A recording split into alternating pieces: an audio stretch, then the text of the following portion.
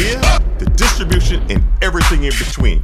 We focus on you getting your project in the can and for the world to see. Thank you for listening to the Austin Action Fest podcast. Hello, everyone. Erica Reddick here with the Austin Action Fest podcast at the Austin Action Fest. We're actually doing the podcast at the Austin Action Fest instead of just online and virtually and stuff. Very excited to have Ryan McCrory with me today. Hello. Did I say it correctly? It was close enough. Say it better. McCrory. McCrory. Yeah. McCrory. Ryan McCrory. McCrory. Yeah. Okay, see, I'm having trouble with my accents and pronouncing things today, so you have to forgive me. Well, you've heard a lot of names this weekend, too. So. McCrory. I remember Stephanie was making a big deal because she said writing it was very interesting. There's a couple C's, a couple the pre-production, R's, the pre-production. So it was good. Anyway, okay. Ryan McCrory is here with us today showing his film, Shaolin Blues. Mm-hmm. Shaolin Blues. Very sad. Very sad blues. Like crying, sad. So you were writer, director. You produced it, obviously. You starred in it. You edited it. You did some of the fight choreography. Yeah, a lot of the fight choreography, so my Kung Fu teacher, Sifu Kevin Miller, he acts in the film and he did the fight choreography. And when I came to him with the script, we had notes back and forth and but he did the bulk of the fight choreography. I just was like, hey, I needed to get point A to point B, and this is like what I think. And then he was like, okay, well, let's fill in. He did all the detail stuff, and then was not afraid to tell me, this looks good, that does not look good. And Say his name again. Sifu Kevin Miller. Sifu Kevin Miller is the guy acting in it, right? Yes, he's my Kung Fu teacher in real life, and he plays my Kung Fu teacher in the film. Yeah. Okay. So this guy has had a big influence on you. Yes. Have you always been into martial arts? Has this like Kung Fu always been a thing for you? Or is it just you wanted to make movies and thought it would be fun? So, I mean, it's kind of a new thing. I think I look back on my life and I'm like, I should have always done martial arts. Right. Because, when I was a kid, I was obsessed with, Power Rangers and, action movies and things that, Yes. But I didn't understand that, that's something I could do That or you I could could actually learn. do that. Yeah, or, how to do it. And that those skills could help me. You know what I mean? It wasn't, I grew up in Memphis, Tennessee in the South, and, you played sports. Basketball was, my big thing, and Yep. I didn't really know a whole lot about martial arts. And so, but as I got older, I started making some friends that did martial arts here and there, and in college, I took a semester Taekwondo class, and then one summer I did an 8-week Krav Maga thing, just because I had some interest in self-defense.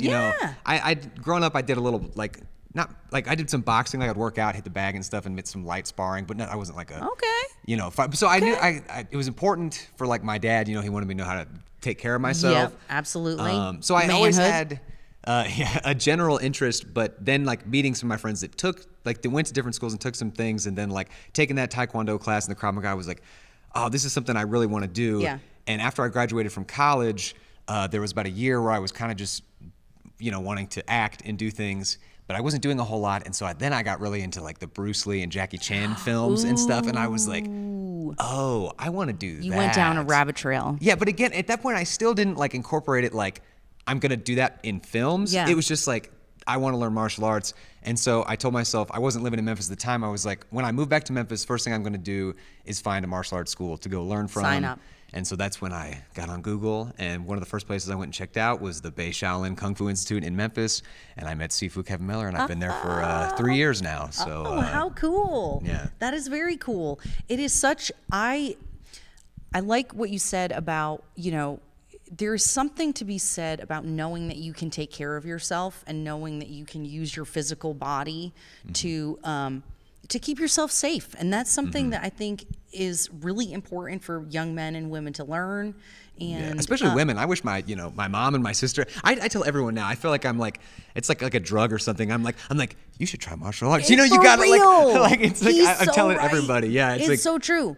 I tell everybody. So I started doing Krav Maga at Lions Krav Maga in Austin. Mm-hmm.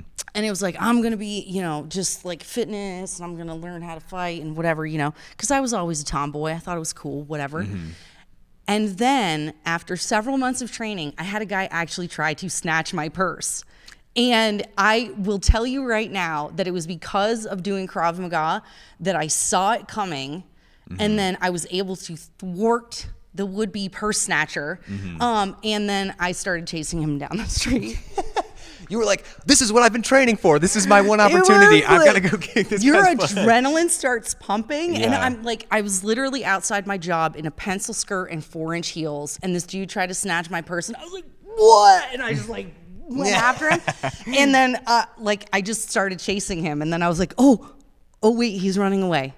Stop. Okay, I've successfully saved myself. So yes. Yeah, one of the things they teach a lot in martial arts is like, you kind of should avoid it. You know what I mean? Like you learn all that and you're like, all right, now I'm ready to fight. And it's like, well, no, if you can get out, you need to get out. That's you kind know? of the point. But you want to. You're like, oh, I've got all this training. You know, there's Yeah. kind of this point where you're like, you want to see what you got. You Right? know? Oh my God. Your adrenaline gets going. Oh my gosh. Okay, so wait, speaking of getting adrenaline going, I'm good. Can I spoil a little bit? I'm not going to give your plot away. Well, so the film actually is on YouTube, so you can. Oh, it is? Yeah, so you can spoil whatever you want. It's public.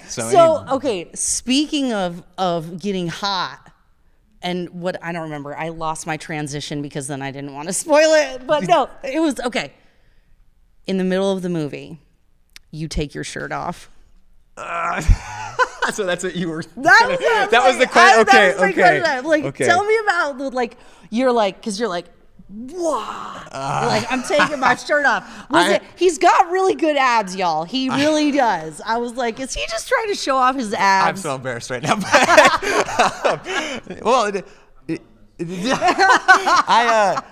so that, I wanted, oh gosh, it was funny. I didn't tell a lot of people too that I was going to do that until we filmed it. And my kung fu teacher was like, he didn't get it. He was like, why are you doing this? And so my goal with the film, I was trying to create this, I wanted to pay like homage to the 70s kung fu action movies. Okay. And but then set it in modern day good. Memphis. And so I was like, well, when Bruce Lee kicks ass, he takes his shirt off. He So I was does. like, I gotta just be brave and just do it. And so I love it. I didn't tell. The guys knew I was gonna do it, but none of them do it. And there's a funny outtake in the bloopers.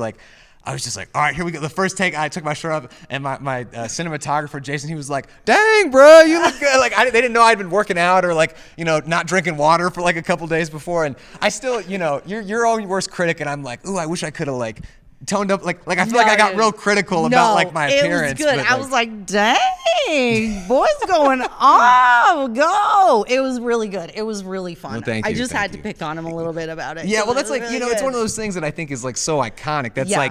it's okay, it's getting real when the shirt comes off, and so I wanted to pay tribute to that, but I didn't want people. I was worried that it'd be oh, he just wants to be cool, and it's which I mean, there's part of But that. I mean, that's part of it, though. It's Yeah. look at.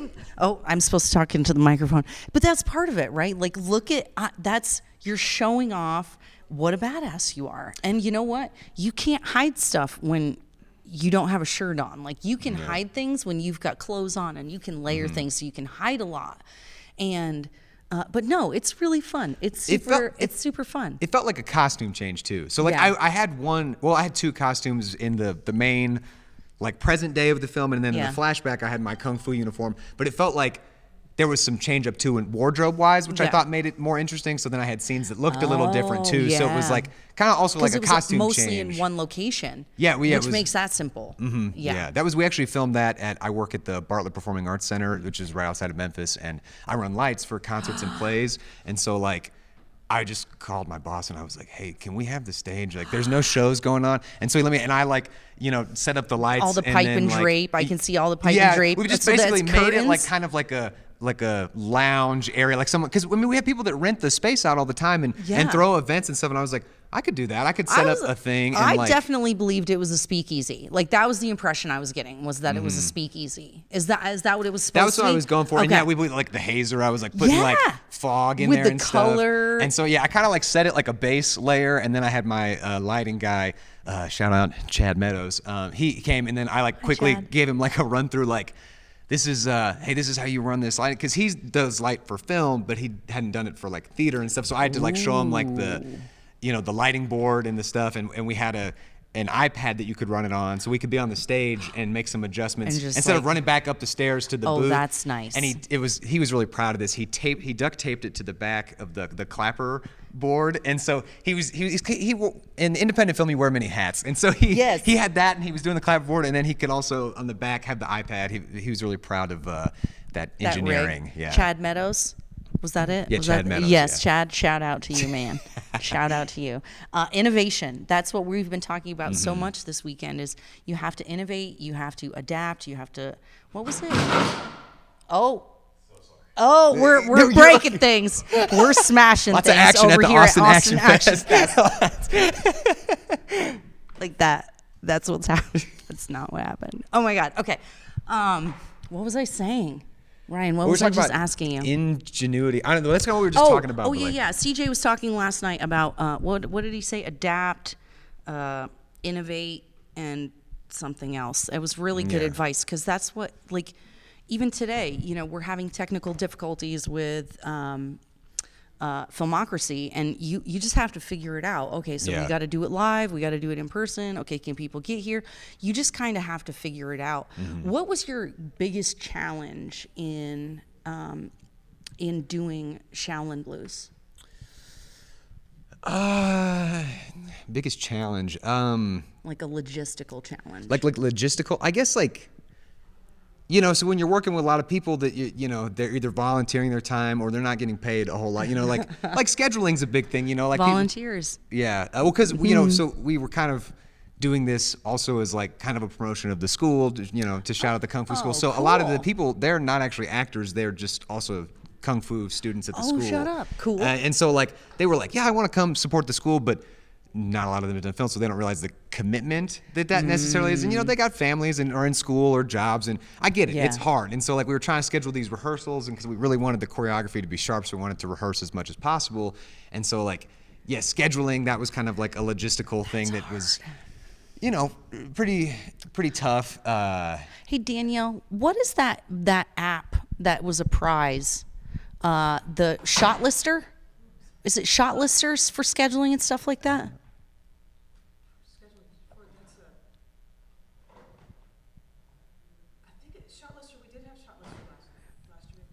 Yeah, I think that's Shot Lister is one of the prizes. One of our sponsors this year. Shot Lister is one of our sponsors this year, and I believe that is an app for scheduling and stuff like I that. could probably use that. So I don't know. I don't know what all the prize packages are.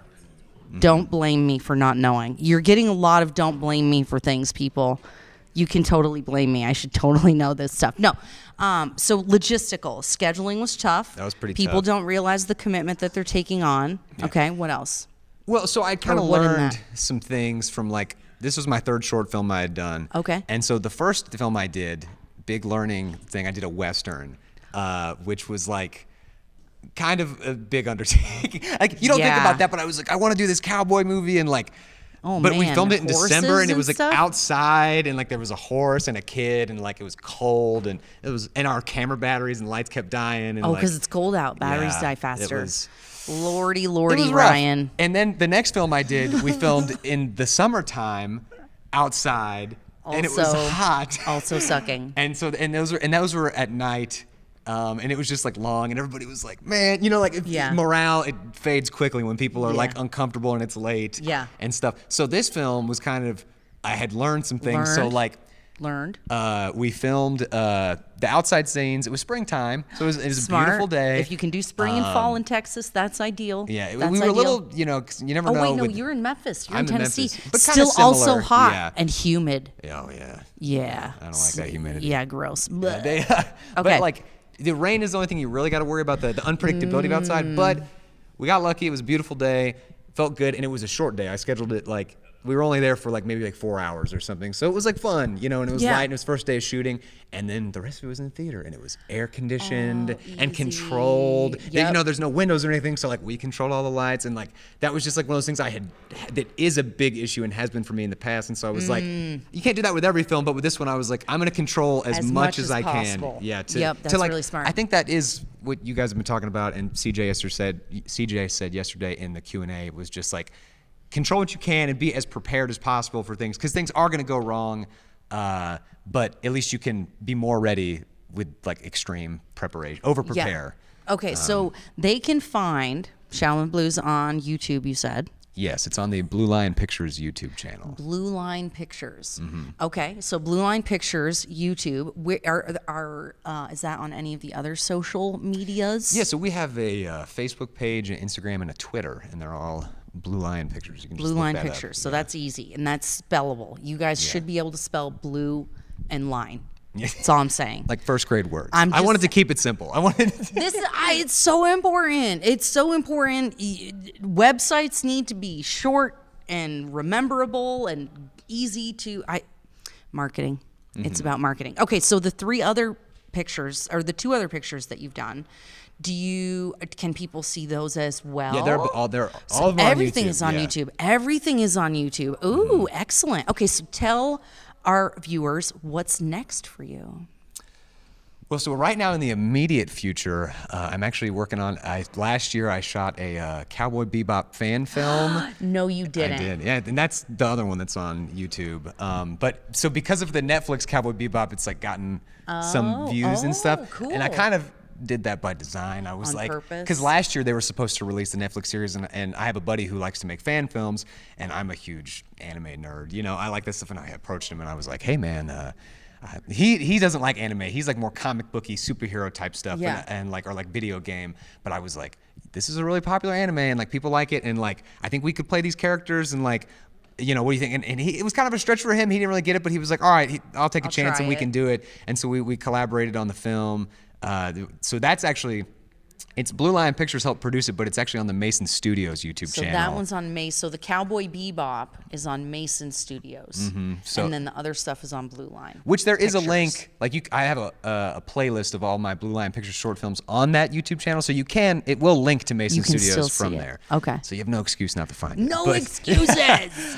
But yeah, but then, you know, I think John Cho broke his leg and COVID happened, and so it's releasing man. this year. Yeah, all this crazy stuff. Like I don't know if he got injured. I think it was a broken leg. Don't quote me on that. Something happened. Yeah. But they got pushed back like 9 months. They were like filming in New Zealand or something. Okay. And so like then I released my fan film and like it didn't get a lot of views. But you know? now- But lately it has. Like in the past month or two, because people are searching that, and I'm like, it worked. My plan. Like it you know, and I'm hoping they'll see that and maybe be like, this is kind of cool, and then go check out the originals. All the other stuff. Yeah. It's really easy to take other people's content that's fun and timely, make a quick little something short out of it, push it out, and it'll bring viewership to your channel.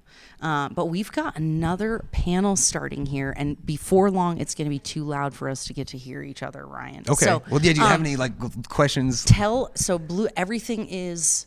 Yeah, you can find me Blue Line. anywhere, either Blue Line Blue Line Pictures Production. or just my full name, Ryan Thomas McCrory. I'm Ryan on Thomas McCrory. Instagram, Facebook, YouTube.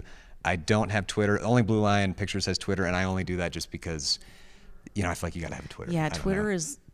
It's toxic. I don't like It to is hang out so on gross. Twitter. You can't even post like a picture of your cat on Twitter without people being like, "You're a terrible human I being." know, It's like, why? Yeah. Get off Twitter, people. Okay. You have some peace and quiet. That's all I'm gonna say. Okay, so you're on Instagram. Everything Blue Line. Ryan Thomas McCrory. Yeah. What else? What else? So what is next? Did you tell us that? Oh you yeah, said so Cowboy to Bebop. finish that, I'm shooting a sequel, hopefully this month, Oh. and hopefully it'll be bigger, more action, more recognizable A little characters, more developed, yep. Yeah, and so like that's on the horizon, and then I also want to do one more kung fu film with my teacher from the school. We're kind of in pre-production on right now. We're talking about so another fan film, another kung fu movie. That's kind of what's. Are people going to get planned. to see your abs again? Well, maybe we really we'll wanna know. see. If they ask nicely. All right, thank you for being such a good sport, giving him crap. I told him I was going to embarrass him on camera, and he totally let me do it. Ryan, thank you so much for being such a good sport. Well, hey, thank you for having me. being here and for sharing your production with all of us. And thank you all for watching.